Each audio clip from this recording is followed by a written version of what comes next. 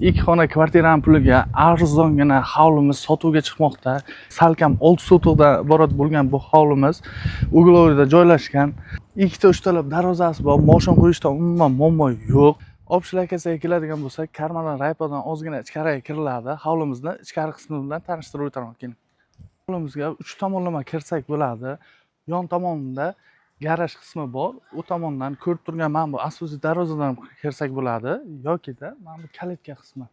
Kalitkadan kirsak bo'ladi. Ko'rib turgan uy tomonimizdagi korpusimizda 3 ta xona, bitta sanuzeli bor. Ya'ni bittasi mehmonxona, ikkita yotoqxonasi mavjud.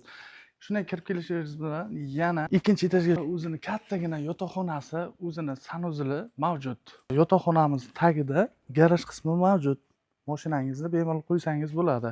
Hovlimizni supa qismiga keladigan bo'lsak, o'zini chorpalar o'rnatib qo'yilgan, o'zini zelen zonasiga ega.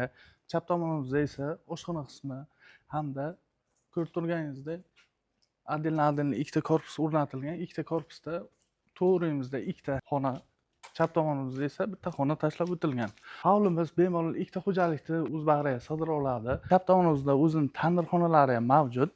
Ko'rib turganingizdek zelen zonalariga mevali daraxtlar ekib qo'yilgan. Bu hovlimiz lokatsiyasiga keladigan bo'lsak, Karma hududida joylashgan. Karmana Ishsha rayposidan ozgina yaqin bo'lgan masofada joylashgan. Yaqin atrofda poliklinika, magazin, bog'cha, maktab juda ham qulay lokatsiyaga joylashgan. Bu hovlimizda narxiga keladigan bo'lsak, 550 million so'm bilan savdoga chiqmoqda. Yanada kelishtirib beradigan joyi bor. Hamda shahardan kvartirangiz bo'ladigan bo'lsa, barter variantlari ham ko'rib chiqiladi. Hamda ipoteka ham qilsa bo'ladi. Kimgaki bu hovlimiz ma'qul keladigan bo'lsa, pastdagi raqamlarga aloqaga chiqing. Hamda hovli qidirib yurgan tanishlaringizga yuborib qo'ying. Hamda Hovli Barak kanalimizga obuna bo'ling. Mana shunaqangi e'lonlarni yo'qotib qo'ymaslik uchun.